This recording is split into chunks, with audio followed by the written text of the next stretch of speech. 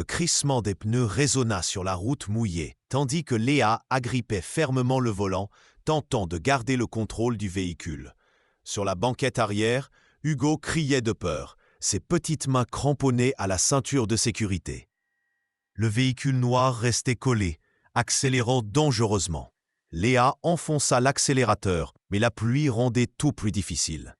Les lumières du poursuivant se reflétaient dans le rétroviseur, l'aveuglant par instants. « Tante Léa, j'ai peur. Fouettez, tout ira bien, Hugo. Tiens bon. » Mais elle savait qu'elle mentait. Son cœur battait la chamade dans sa poitrine, et ses mains, moites, serraient le volant. Qui étaient ces hommes? Pourquoi les poursuivaient-ils? La réponse vint, rapide et brutale.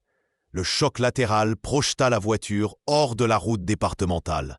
Tôle contre tôle, un fracas assourdissant. Le monde tourna. Des vitres volèrent en éclats. Le cri d'Hugo se perdit dans le vacarme du tonneau. Tout s'éteignit. Quand Léa reprit conscience, la douleur pulsait dans tout son corps. Du sang coulait d'une coupure sur son front. Elle tenta de bouger, mais la ceinture la retenait prisonnière. À ses côtés, Hugo était inconscient, la tête penchée sur le côté. Une pure panique. « Hugo! Hugo, réveille-toi !» Ses doigts tremblaient en essayant de détacher la ceinture du garçon. La portière était bloquée, tordue par l'impact. Dehors, des pas se rapprochaient. Des voix masculines, graves, urgentes.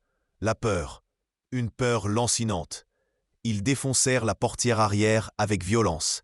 Des mains fortes arrachèrent Hugo de ses bras avant qu'elle ne puisse réagir. Léa cria, lutta contre sa propre ceinture, mais quand elle se libéra enfin et tituba hors de la voiture détruite, il était déjà trop tard.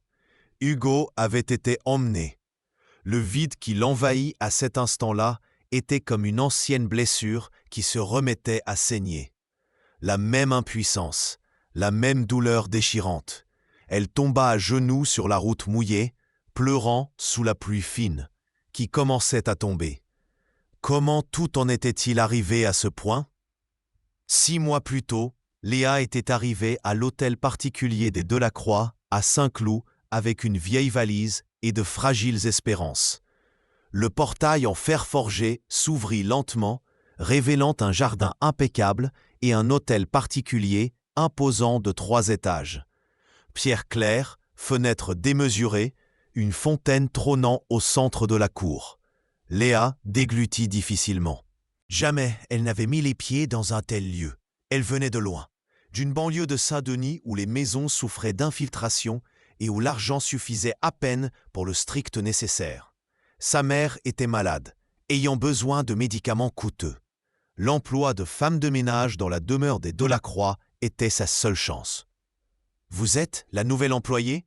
La voix cinglante émana d'une femme grande et blonde qui descendait l'escalier principal. Elle portait une robe blanche moulante, des talons vertigineux et affichait une expression mêlant dédain et ennui. « Oui, madame. Léa Dubois. Clémence Leclerc, future madame Delacroix. » Elle descendit les marches d'un pas mesuré, analysant Léa des pieds à la tête. « Établissons les règles sans plus attendre. Vous nettoyez en silence. Il ne parlait à monsieur Delacroix que si c'est absolument nécessaire. Et jamais, au grand jamais, vous n'approchez le petit. Compris ?» Léa hocha la tête, mais quelque chose dans ce ton la troubla profondément. Une menace latente planait dans les mots de Clémence, et une froideur glaciale. « Vous pouvez commencer par le salon. La gouvernante vous montrera où se trouvent les produits de nettoyage. » Clémence remonta les escaliers sans un regard en arrière, laissant derrière elle un sillage de parfums coûteux et d'arrogance méprisante. Léa prit sa petite valise et suivit une dame plus âgée qui la guida à travers de vastes couloirs. Tout ici semblait tout droit sorti d'un magazine de luxe. Lustres de cristal, tapis persans épais, tableaux imposants au mur. Un monde à des années-lumière du sien. Mais quelque chose clochait. Alors qu'elle astiquait, elle entendit un sanglot étouffé venant du 2e étage. Un pleur enfantin, désespéré. Léa s'arrêta, le chiffon à la main, et leva les yeux. Le son émanait d'une chambre dont la porte était close. Ne vous en mêlez pas. Madame Thérèse, la gouvernante, apparut à ses côtés, la voix basse et tendue. C'est le petit. Il ne quitte plus sa chambre. Durant les premiers jours, Léa se plia aux ordres à la lettre, nettoyant en silence et évitant tout contact superflu. Mais les pleurs persistaient. Chaque après-midi, invariablement, à la même heure, le son triste résonnait dans le couloir du 2e étage. Et chaque fois qu'elle l'entendait, quelque chose se serrait douloureusement dans la poitrine de Léa. C'était un sanglot qu'elle connaissait bien, celui de l'abandon, de la solitude.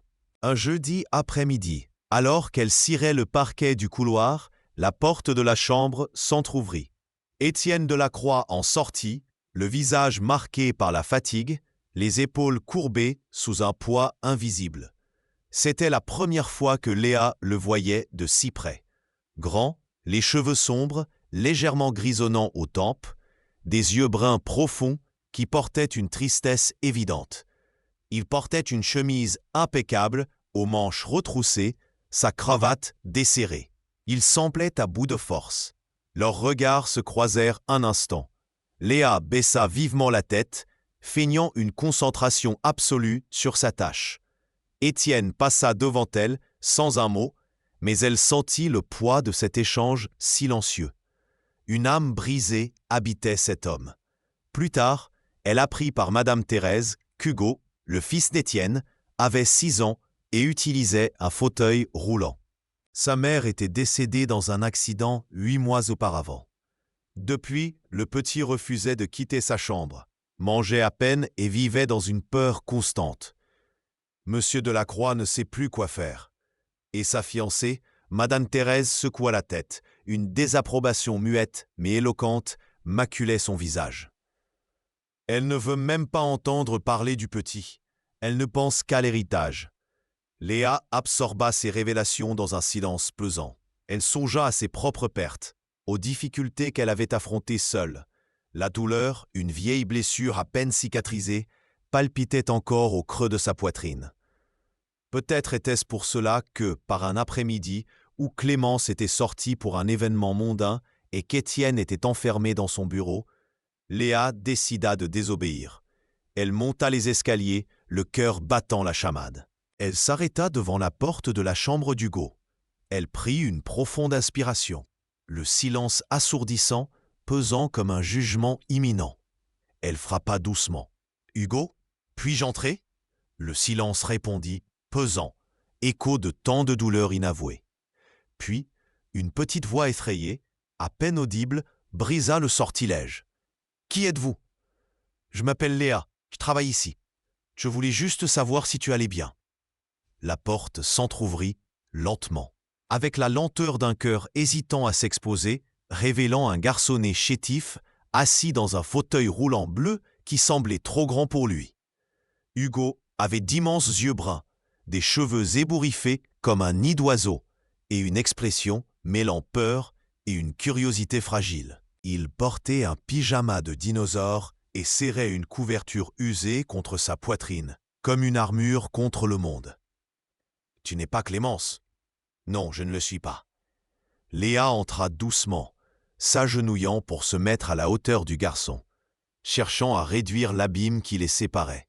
« Je suis la personne qui nettoie la maison, mais je t'ai entendu pleurer et je me suis inquiété. » Hugo détourna le regard, la honte gravée sur son petit visage.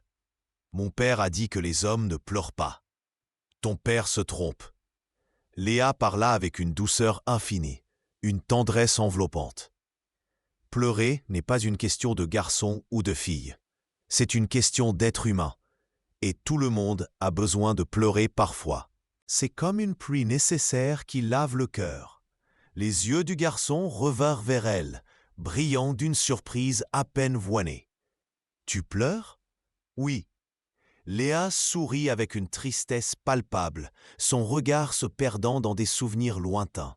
« Je pleure beaucoup en vérité, surtout quand je me souviens de quelqu'un que j'ai perdu. »« Tu as aussi perdu quelqu'un ?»« Oui, des personnes importantes. Et ça fait très mal, une douleur lancinante qui ne quitte jamais vraiment. » Hugo assimila cela en silence, Ses grands yeux sont dans l'âme de Léa, cherchant une vérité partagée. Puis il demanda, sa voix un souffle. « Elle te manque ?» « Chaque jour. Ma maman me manque. » Sa voix se brisa, un sanglot déchirant le silence. Elle est partie dans un accident. Elle conduisait. La pluie, la voiture. Des larmes commencèrent à couler, inarrêtables, traçant des sillons sur ses joues. Et j'étais avec elle. Mais je ne me souviens de rien. Juste de m'être réveillé à l'hôpital. Léa sentit sa poitrine se serrer, comme si le chagrin d'Hugo était le sien. Elle tendit la main, touchant doucement le bras du garçon. « Ce n'est pas ta faute, Hugo. Rien de tout cela n'est ta faute. Mais et si ça l'était? Et si je lui avais demandé de ne pas sortir ce jour-là? Ça ne marche pas comme ça. » Léa tint ses petites mains entre les siennes. Un geste simple, mais rempli de la chaleur réconfortante d'une âme sœur. Parfois, des choses terribles arrivent, et on ne peut pas les empêcher. Mais ta mère t'aimait très fort, j'en suis certaine. L'amour est une force qui traverse même la perte.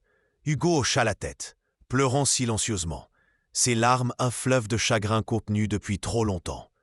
Léa resta là, tenant ses mains, jusqu'à ce que le flot se tarisse et que son âme trouve un bref répit. « Tu as faim ?» demanda-t-elle, cherchant à dévier la conversation vers une douceur plus légère. « Je ne veux pas manger. T'as même un petit peu ?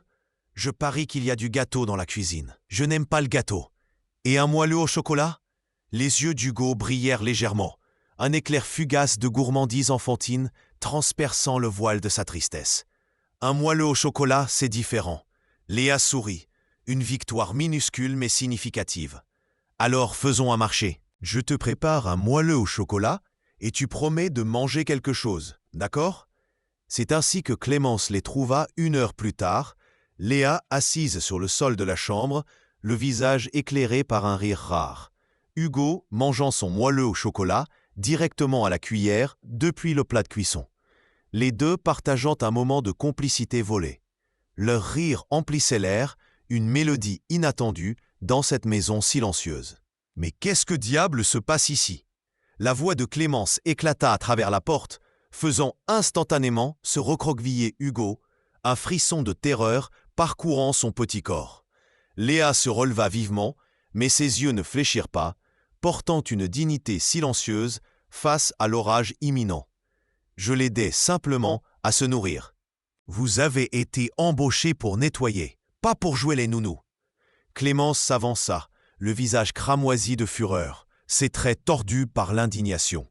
Sortez de cette pièce, tout de suite. Mais il avait faim. J'ai dit maintenant.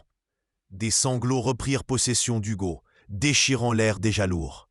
Léa hésita, l'âme déchirée entre l'obéissance stricte et l'instinct impérieux de protéger l'enfant vulnérable devant elle.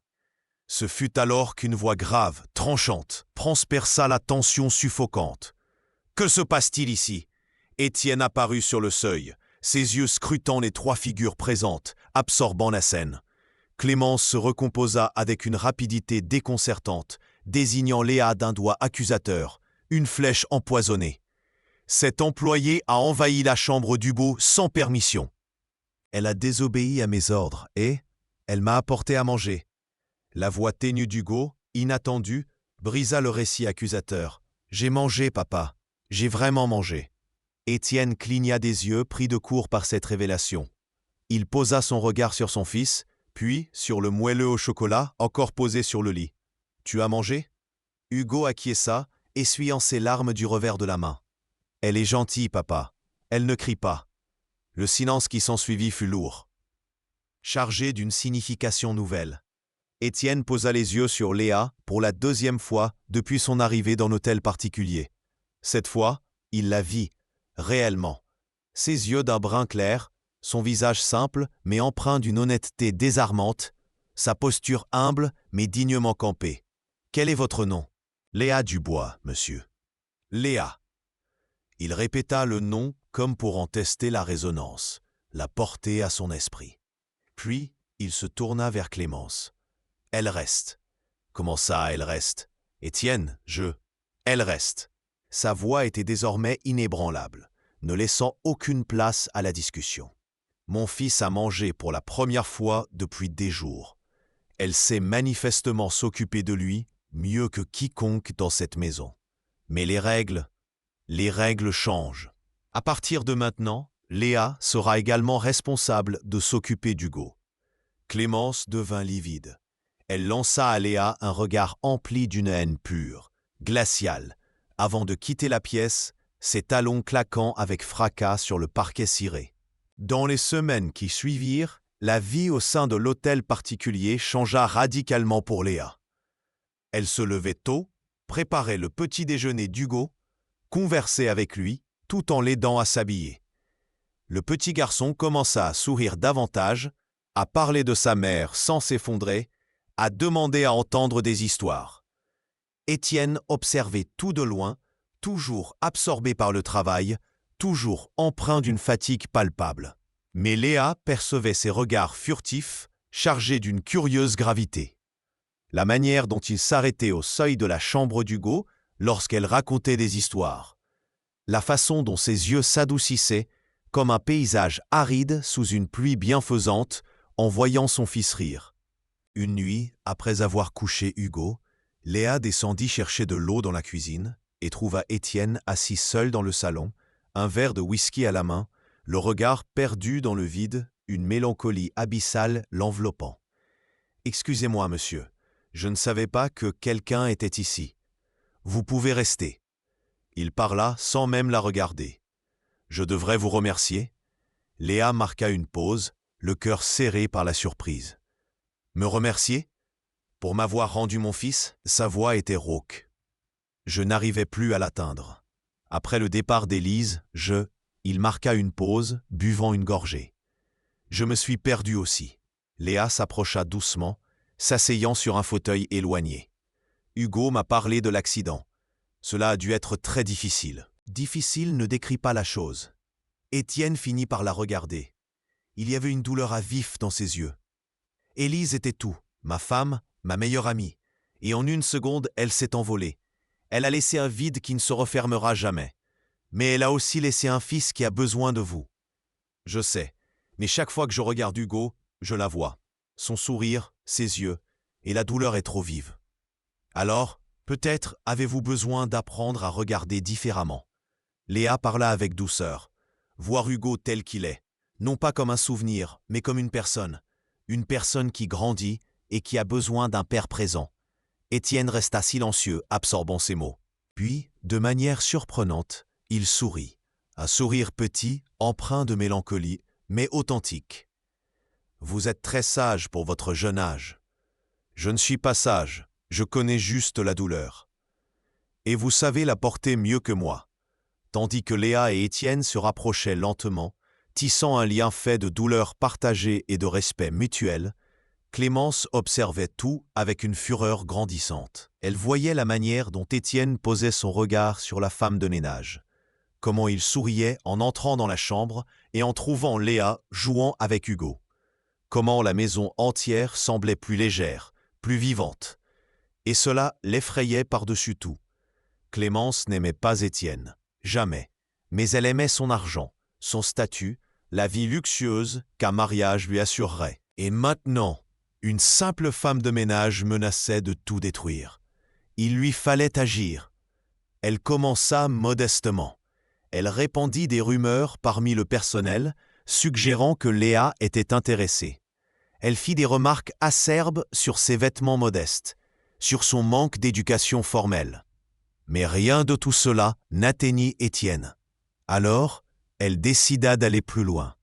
Un après-midi, tandis que Léa était dans le jardin avec Hugo, Clémence pénétra dans la chambre de l'employé.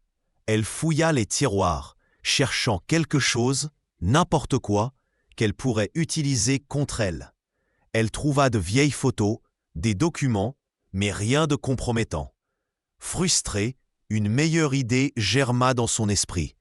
Elle prit le téléphone portable d'Hugo quand le garçon était distrait et commença à créer de fausses conversations. Des messages prétendument échangés entre Léa et un numéro inconnu, organisant des rendez-vous évoquant des plans et des facilités. Elle dissimula également quelques objets personnels d'Hugo afin de faire croire que Léa était négligente dans sa surveillance. Et finalement, utilisant un simple logiciel d'édition, elle créa des enregistrements qui montraient Léa quittant le manoir tard dans la nuit, portant un sac, alors qu'en réalité, elle n'avait fait qu'aller à la grille pour réceptionner une livraison. Il fallut 3 semaines pour échafauder l'intégralité de la machination. Lorsque tout fut prêt, Clémence attendit le moment propice. Étienne était dans son bureau, les yeux rivés sur des contrats, quand elle fit irruption, théâtrale, brandissant le téléphone d'Hugo. « Vous devez voir ça. »« Clémence, je suis occupé. »« C'est à propos de Léa. » Elle cracha le nom comme un venin. Et de ce qu'elle fait à Hugo. Ce nom fit lever la tête à Étienne, soudain vigilant. Avant qu'il ne puisse protester, Clémence lui montrait déjà les prétendus messages. « Regardez ça. Elle se sert du petit. Elle est en train de manigancer quelque chose. » Étienne prit le téléphone, un pli soucieux barrant son front. Il lut les messages. Quelque chose ne sonnait pas juste, et pourtant les preuves étaient là, palpables. Où avez-vous trouvé ça ? Sur son téléphone. Je vérifiais juste, et je suis tombé sur ces conversations. Suspectes. Étienne convoqua Léa dans son bureau ce soir-là, le visage fermé, les mains croisées sur la table de chêne massif. « Asseyez-vous. » Léa sentit une étreinte glaciale lui serrer la poitrine. Quelque chose n'allait pas, terriblement mal. Elle s'assit lentement, les mains moites. « Que se passe-t-il, monsieur ?»« Ceci. » Il lui tendit le téléphone. « Pouvez-vous expliquer ?» Léa saisit l'appareil, perplexe. Elle lut les messages. Son sang se figea. « Je n'ai jamais écrit ça. Jamais. Monsieur Delacroix, je vous jure. Il y a aussi d'autres relevés. » Clémence intervint, un sourire de satisfaction flottant sur ses lèvres. « De vous sortant de la maison, tard dans la nuit. Et des objets d'Hugo qui ont disparu précisément les jours où vous étiez en charge. »« Quels objets ? Je ne sais pas de quoi vous parlez. »« Ça suffit, Léa. » Étienne leva la main, l'épuisement voilant sa voix. « Je vous ai fait confiance. Je vous ai laissé entrer chez moi, prendre soin de mon fils. Et je m'en suis occupé. De tout mon cœur. Monsieur Delacroix, je vous en supplie. Quelqu'un ment. Les preuves sont là. Claires. » Léa sentit des larmes chaudes dévaler ses joues. Elle regarda Clémence, qui affichait un sourire triomphant, et comprit. Tout cela n'était qu'un piège perfide. C'est elle. Léa pointa du doigt, la voix tremblante, brisée. Elle a inventé tout ça, parce qu'elle est jalouse. Jalouse ? Clémence ricana, un rire froid et sec comme une feuille morte. De vous ? Une employée ? Assez ! Étienne frappa la main sur la table, un bruit sec qui résonna dans la pièce. Léa, vous êtes renvoyée. Je veux que vous preniez vos affaires et que vous partiez immédiatement. Mais Hugo, il a besoin ? Hugo se portera très bien sans vous. Ces mots furent une estocade. Léa se leva, tremblante, le monde vacillant autour d'elle. Elle monta à l'étage, rangea ses quelques affaires dans sa vieille valise. Elle entendit Hugo pleurer dans le couloir, l'appelant, mais les gardes de sécurité l'empêchèrent de s'approcher.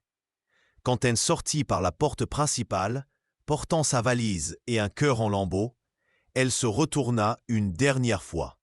Clémence était à la fenêtre, souriante, son visage une incarnation de la cruauté glacée. Et Étienne, dans son bureau, semblait avoir vieilli de 10 ans en une seule nuit. Léa rentra chez elle, sans argent, sans emploi, sans la moindre étincelle d'espoir. Sa mère, frêle sur son lit, lui demanda ce qui s'était passé. Elle ne put répondre, seulement pleurer. Les jours qui suivirent furent les pires de l'existence de Léa. Incapable de trouver un autre emploi, les rumeurs que Clémence avait habilement semées, fermant toutes les portes, elle fut contrainte d'accepter de petits boulots précaires, à peine suffisants. Son nom était souillé, maculé par la calomnie. Le monde professionnel s'était refermé sur elle comme un piège implacable. Pendant ce temps, à l'hôtel particulier Delacroix, Hugo régressait entièrement. L'appétit avait déserté le petit garçon une fois de plus. Chaque nuit, les larmes revenaient, déchirantes, et il l'appelait, un cri muet pour Léa. refusant obstinément de parler à Clémence ou à quiconque qu'Étienne tentait de recruter pour veiller sur lui. « Où est Léa ?» demandait-il inlassablement, les yeux rougis par le chagrin. « Pourquoi est-elle partie ?» Étienne n'avait pas de réponse. Il murmurait qu'elle avait commis des fautes, mais chaque mot résonnait en lui d'un malaise croissant, un poids lancinant sur sa poitrine. Quelque chose dans les preuves sonnait faux, une dissonance persistante. Les messages semblaient trop forcés, une contrefaçon grossière. Les registres, malgré leur apparente clarté, recelaient une étrangeté insidieuse. Une nuit d'insomnie torturante, il prit la décision de creuser, de sonder les ténèbres de cette affaire. Il engagea un expert en cybersécurité, un détective du numérique, pour analyser le téléphone portable d'Hugo. La réponse tomba 3 jours plus tard, cinglante. Les preuves avaient été forgées de toutes pièces. Les messages, issus d'une application de falsification, les registres méticuleusement édités. Étienne sentit le sol se dérober sous ses pieds, un gouffre s'ouvrant en lui.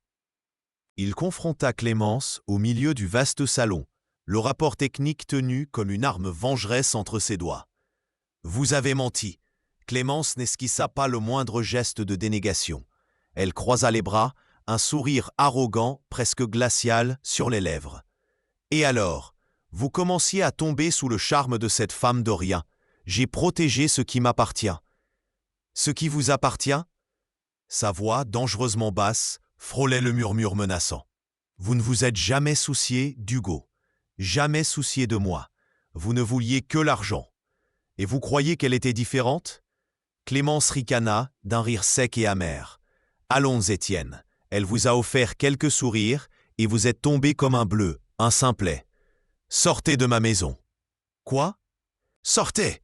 hurla Étienne, sa voix fendant l'air comme un coup de fouet, la faisant reculer d'un pas. « Avant que je ne vous dénonce pour falsification et tentative d'escroquerie. Dehors, maintenant, ou j'appelle la police. » Clémence hésita un instant, le vide l'envahissant, comprenant que la partie était perdue.